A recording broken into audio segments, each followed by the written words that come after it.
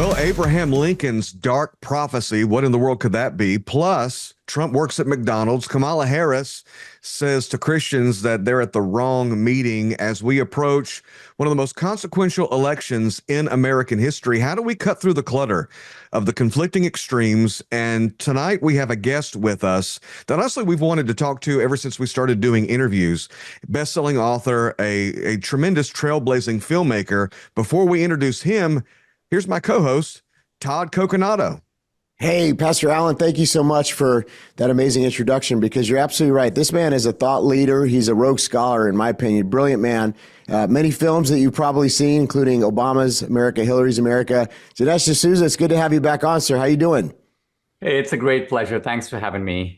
Thank you. Well, we are in probably the most consequential period of time leading up to the most important election probably in our nation's history. I just want to ask this question right off the bat. Do you feel this is America's last stand, this election? How important is this election? Well, I think it is critically important. I came to America in the late 70s as an exchange student. And the America that I came to, I have to say, really no longer exists. It's a little bit disheartening and dismaying to reflect back on that. But clearly we are at a crossroads. The Democrats have become much more radicalized, and the project of remaking America that Obama described in 2008, which at the time many people thought was just political boilerplate standard rhetoric. But no, this was a very serious project to pull America away from its founding roots, to transform the idea of America as a ladder of opportunity. And all of that is, we've gone far down the road. We've also seen the emergence of a kind of American police state. Yes. So that the defining elements of tyrannical societies like censorship and political targeting, trying to lock up the leader of the opposition party, all those things are now here in America. Now, the left says they're coming from Trump, but no, they're actually coming from the left and from the Democrats. Yeah, we're actually in a moment where I've heard you talk about that we've had these two dueling iconic moments where you have Trump serving at McDonald's and you have Kamala calling out people saying Jesus is Lord in their meetings. And you mentioned that these two moments may be more important and more significant than we realize. They're defining moments because they're kind of unrehearsed. Now, I do want to clarify, the media goes, well, the Trump event was staged. As if to say, well, stop the presses. Trump doesn't really work at McDonald's. So the event was staged to that degree. But if you watch Trump's interaction with the guy who's teaching him how to make the fries, it's so natural. The guy isn't even intimidated. He's just telling Trump, this is what you do, and Trump's like, oh, really? And Trump is listening and he's learning. And then his interaction with the guys through the drive-through window is, again, so natural. You can tell those guys, the Brazilian woman, the Indian guy, they're just overwhelmed and they're begging Trump to save the country. So that's not from a script. And at one point, the Indian guy goes, I'm just an ordinary fellow. And Trump goes, no, you're not ordinary. Yeah. And that's very important, because you see that for Trump, even though people say, well, Trump's a bully, Trump never bullies people who are beneath him. He never bullies doormen and cab drivers and waiters. So this is, I think, very eye-opening for people who are watching with any degree of emotional intelligence. Meanwhile, go to Kamala Harris. Again, her reaction in that moment was completely natural. She didn't even have to think. She knew instinctively, someone who shouts, Jesus is Lord, well, that's not one of my guys. Go down to the other rally, she tells him. And I think that's a message to Christians. It's also a very sobering message to the kind of Christians who are slightly holier than thou. They're like, well, listen, I'm not going to choose between two evils. I'm better than that. And so these kinds of people are getting a message from Kamala Harris basically saying, get thee to the other camp. And I think they should take her advice.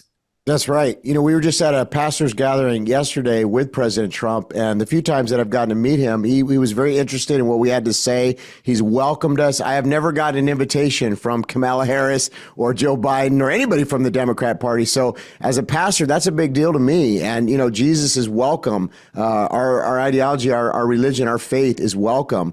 And that's so important, because I feel persecuted from the left. And you've been persecuted, Dinesh. They've come after you in the past and, tried to find something on you? And how is it going with this new film that you're putting out? I want to hear more about it. When is the film coming out? Tell us a little bit about the film.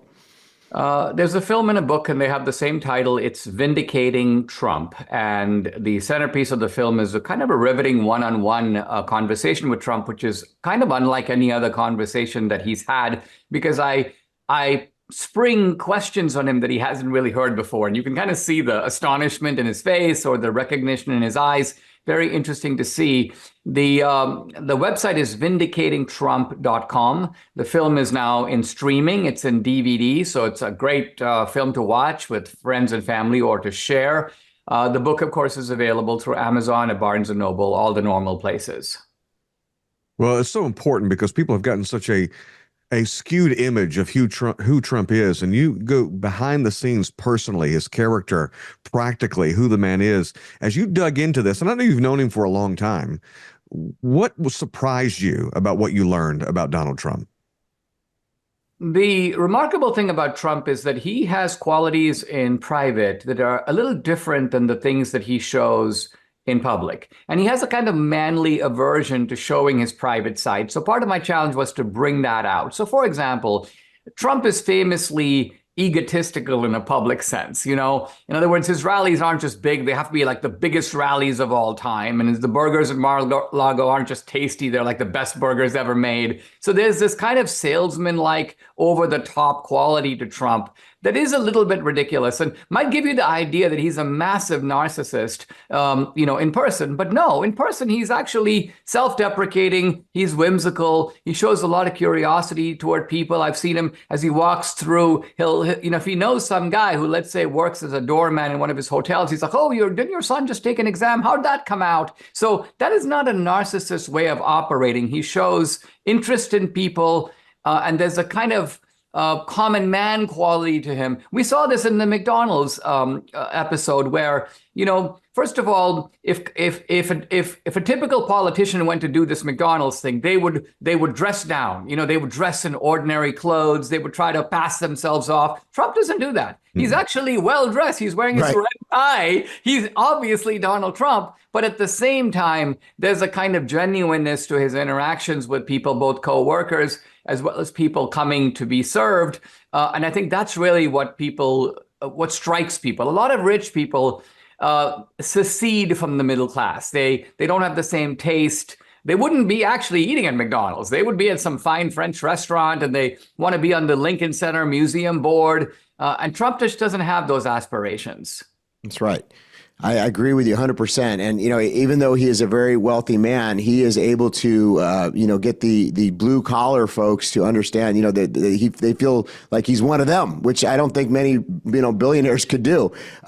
There's several very important issues, Dinesh, and I don't think there's anybody that I could ask that would answer this more important about what these things are. But, number one, world war. Okay, we're looking at a potential world war. Right now, we're seeing an escalation on multiple fronts. We got, of course, what's going on in Eastern Europe. We have what's going on in the Middle East. We have China saber rattling. We have North Korea. There's a pact now that Russia and North Korea have made with each other. So that, to me, is one of the most important issues of this election cycle. But there's others. There's a talk about stacking the Supreme Court and even making other areas like Washington, D.C. and Puerto Rico states. What would you say are the three most important issues of this election cycle?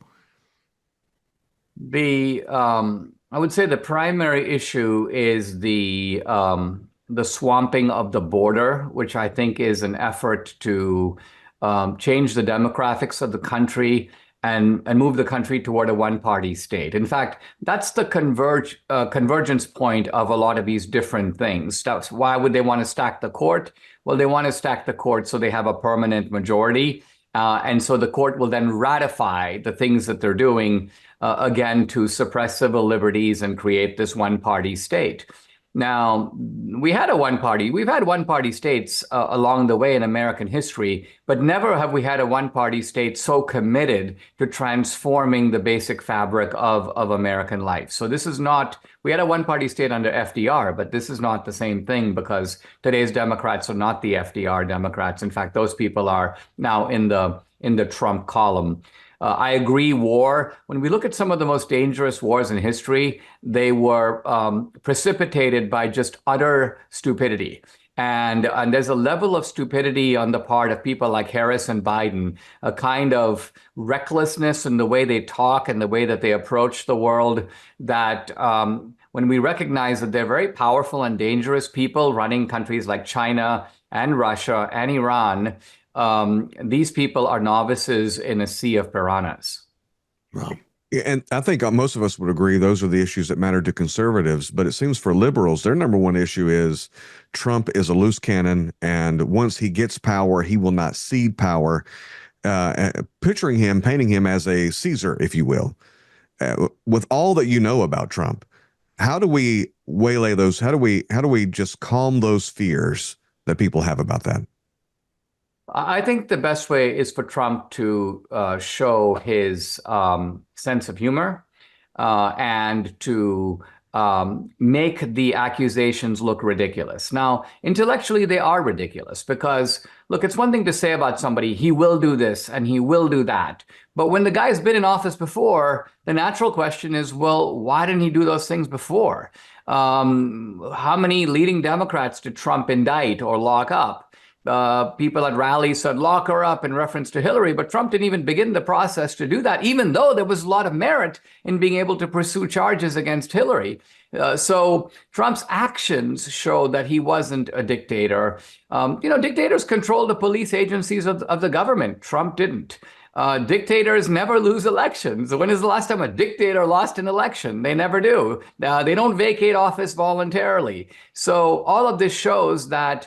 Now, the reason that the left uses the accusation against Trump is he is a larger-than-life figure. He does have a certain kind of power that is unique in American life. I ask him in the movie this question. I say, hey, the left says that you called for an insurrection. And as far as I can see on January 6th, you didn't do that. But had you done it, had you called for one, there would have been one, a real one.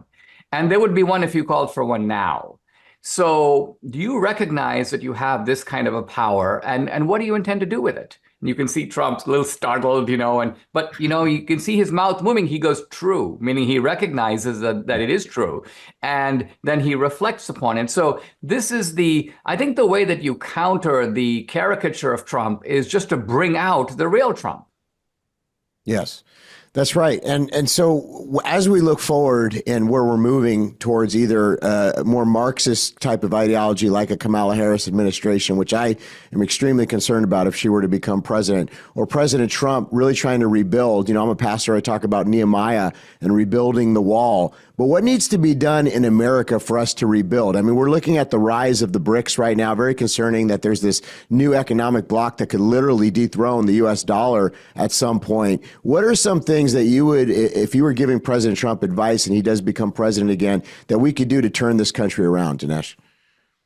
Well, now that's a big project because we're kind of in the position of the rich man who has squandered a lot of his resources, gone deeply into debt. The property is in ruins. There's a lot that needs to be done. And it actually goes beyond re-electing Trump. There's a legislative agenda. Obviously, I think we need to take steps to secure our elections. It's very important for Trump to bring in the kind of people, I'm thinking here of the DeSantis, Vivek Ramaswamy types, people who are very obsessed with the details of government, and give them a blowtorch and send them into the FBI, the intelligence agencies, because these places need to be fumigated from the bottom up. It's not just a matter of swapping out a couple of people at the top. It's much deeper than that, the corruption. It's also wider than that because the corruption isn't just at places you might suspect. It's even at places like the CDC, the health authorities, the people in the white coats that we trusted implicitly, the people we'd go to and they'd say, let's take out your appendix next Tuesday. And we're like, okay. So all these people need to be scrutinized. So there's a lot of work ahead. And above and beyond that, I think there's a lot to be done in repairing families, broken communities, problems of drugs, a spiritual revival. So in other words, there is a cultural and moral restoration that needs to go alongside political repair. There does seem to be this interesting dream team building around Trump, from RFK to Tulsi Gabbard to Vivek. I wonder, is there any chance of a Dinesh joining the administration and being a part in some way, shape, or form? How do we advocate for that? Well, you don't need to. I think all of us in life have to think about what is it that we do best and to try to do that thing.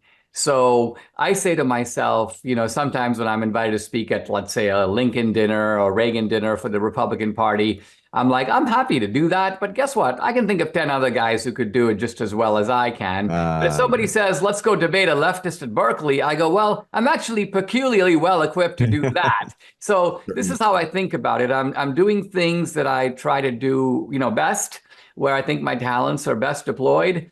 It's just not important for me to be in a Trump administration. I have no real interest in that. I'm obviously happy to give him free advice. So I'll take a weekly phone call from those guys, but unremunerated and without any job title. That's right. Well, we're hoping you'll join you'll become the press secretary. That's what we're hoping. Absolutely. That'd be awesome. Dinesh, you mentioned a spiritual revival, and that's very near and dear to my heart. We've really moved away from morality here in America. What are some things that you would say to pastors, to change? Do we need to speak more about what people would consider politics? They always talk about the separation of church and state, but can you elaborate on that and kind of share what the history is behind that? Yeah, the important thing here, well, first of all, with regard to the issue of church and state, the American founders were pretty clear about this, and that is that they didn't want to have a agreement based upon theology, but we have to make a distinction between theology here and morality, because I think the American founders believed that you could have people who had different theologies, but at the same time would agree on morality. This is really why the founders were kind of prudent in always using the phrase like nature and nature's God. The reason is they wanted to emphasize everybody has a conscience. And even if someone, for example, is off base on theology, or maybe in a sense has no theology at all, they still have a conscience. They still have morality. They still know what's right and what's wrong. And so I think for the American founders, the idea of having a morally based society, or even the idea that there is an external code of commandments that is maybe given by God, but can be recognized even by people who don't see God, but can nevertheless recognize, it's good to love your neighbor and you shouldn't covet your neighbor's wife and steal his goods. I think this is where the American founders were on that. Now, I think what's different about our society now is that we have a sort of competing morality that is being advanced by the left. And that morality is masquerading as genuine morality, even though it's not. It's really a form of profound institutionalized selfishness and power grabbing, but disguised as morality. Now, because it's so clever and so subtle, and its slogans are things like "be yourself" and "have control over your own body," and "you are the one who makes your own morality." It is up to the pastors to sort of ferret this out and expose the contradiction between this new morality and what can be called traditional morality. For pastors to say, "Well, that's not my domain," leaves open the question of, well, what is your domain? If you're not showing people how to live well and how to live the good life in both senses of the term, in the moral sense as well as in the material sense, then I think you're failing in your mission. Yeah, we're certainly in dark times, and people say we've never been as divided as we are right now. But you have such a unique depth of understanding of what took place during the Civil War, and particularly of Abraham Lincoln's life. You've mentioned the Abraham Lincoln's dark prophecy. What are you referring to when you talk about that? This is a central theme in the film and the book, Vindicating Trump. I came across, I knew about it before, but Lincoln's early speech, it's called the Lyceum speech. He was a young man, Lincoln. This is before he became president, before Gettysburg, before the second inaugural. So a young Abraham Lincoln is talking about how might America be destroyed? And he says, he goes, it's not going to happen from abroad. He goes, if America is ever destroyed, if our system is ever ruined, it will happen from within. And then he goes on to say, what you'll see, the kind of landmark, the sign, is a rising tide of lawlessness in the society. He says, but it's not just lawlessness on the street. There will arise a powerful force. And he says it could be an individual. It could be, Lincoln says it could be like a Caesar or like a Napoleon, but some political leader or faction of leaders will exploit this lawlessness and use it to corrupt and destroy the republic. Now, of course, for leftist scholars, they look at that and they go, well, yes, Lincoln was prophetic. He was warning us against Trump. He's the dictator. He's the Caesar. And so the central question of the film and the book is, okay, let's take a close look at it. The threat of tyranny is indeed real. The features of tyranny are indeed showing up in our society. But let's ask, are they coming from Trump and the MAGA movement, or are they coming from the left and from the Democrats? That's right. And there's a lot of folks, as we go around the country that have a lot of fear right now. There's also a lot of people that are very frustrated. The biggest question that I get asked is, what can I do? What can I actually do? A lot of people say, I'm just a mom of 4 and I don't really know what impact. I don't have a big following. I vote, but what else can I do? How would you answer that question? Because that's one that I get all the time. All that can be asked of anyone is that they use their influence.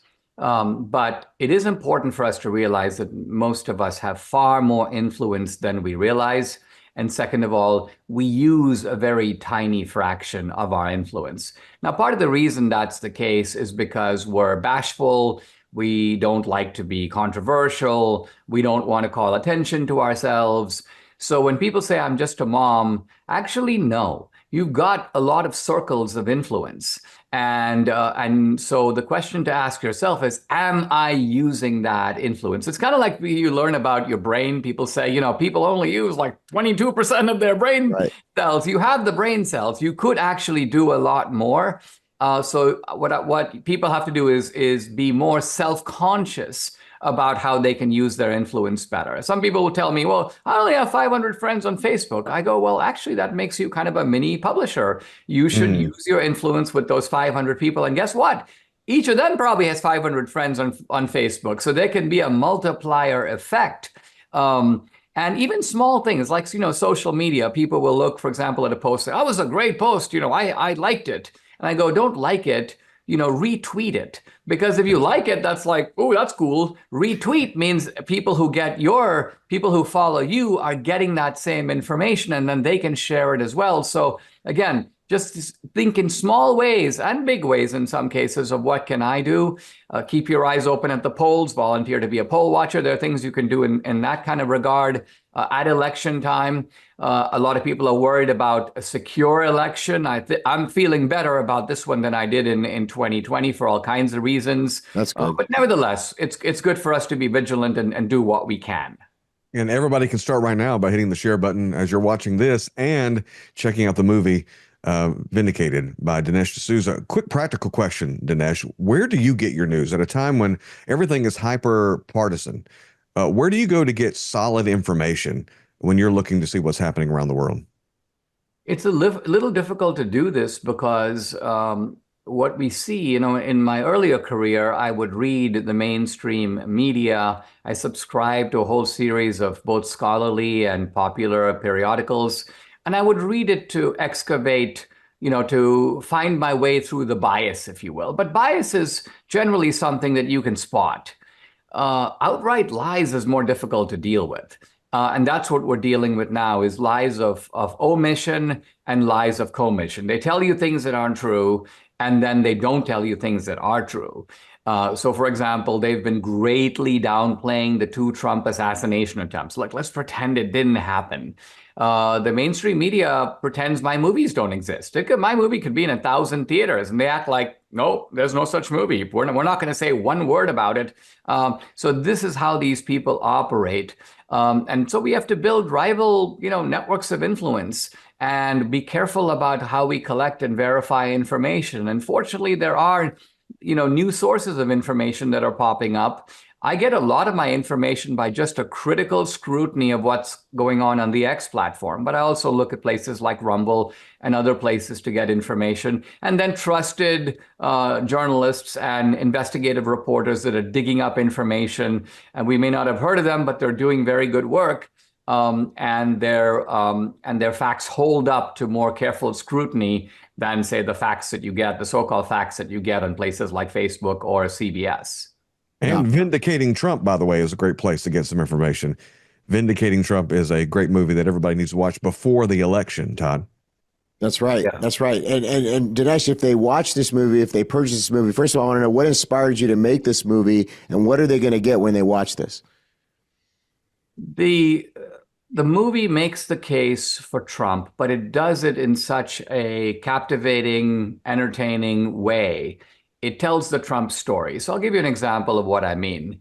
You know the iconic scene, it's of course in the film, Trump coming down the escalator at Trump Tower, announcing he's running for president for the first time. Now, what's going on over there? Let's pay attention to it for a moment. At the top of the escalator, I kind of envision all the cultural elites. So like Oprah Winfrey's up there, and like Ellen DeGeneres, all the cool people, the Hollywood people, they all actually want to be seen with Trump. Trump is cool. But then Trump does something very interesting. He gets on the escalator, he descends, he goes down. Well, where does he go down to?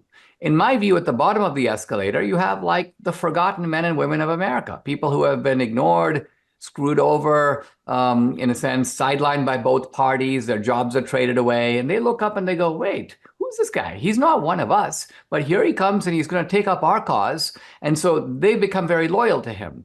But conversely, for the people at the top of the escalator, they see Trump as having left their camp, sold them out, joined with all the pitchfork people against them. So here in a single snapshot, very interestingly, you can see an answer to the question I often get asked: why did many of the same people who thought Trump was so cool suddenly turn against him? And the answer is because he, knowing the price that was to be paid, left their fold, left their team, and took up the cause of the ordinary forgotten American.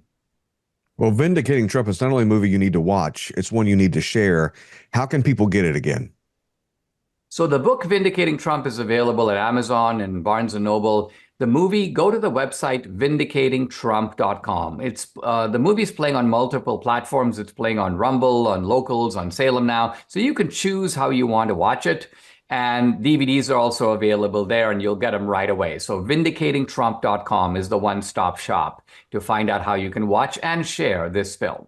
Well, we can't thank you enough for the sacrifices you've made to do this kind of work. And we thank you. Todd?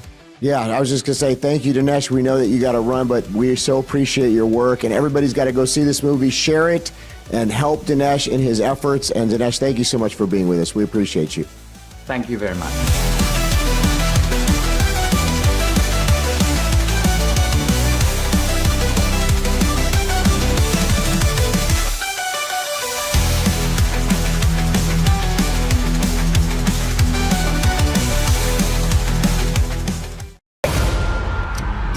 Feeling the power.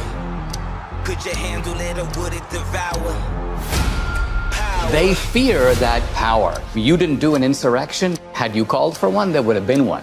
And there would be one if you called for one now. I'm not sure I want that power. I want the power just to make the country better. America first! And that scares them. A lot about Donald Trump scares them. Let's look at everything. Campaign, his family. Let's get foreign eyes on him. We have one target. You know who he is. Going after their companies, their families. That is a dictator. It's a very dangerous time for our country. The goal is to put him in jail because they're so afraid of his voice. I am your voice. We'll bury him so deep in legal, it'll bankrupt them. Broke Donald in jail right before the election. Sorry for being that guy, but isn't that election interference? It's not interference if we do it. We just want a free and fair election. Sounds expensive. Ballots ain't cheap. Wait. Did you actually say the word buy the ballots? We were able to purchase 10,000 ballots. That's terrifying. They cheat in many different ways. That's all they're good at. Ready to save democracy? We need to stop him permanently. And that person will be risking his life. Too bad it's not the 60s, right? It's the way you survived. I said, get me up. Trump has beaten back every attack against him. It's like the damn Terminator. We're going to fix our borders, and we're going to fix our elections. We're going to win. This is my legacy.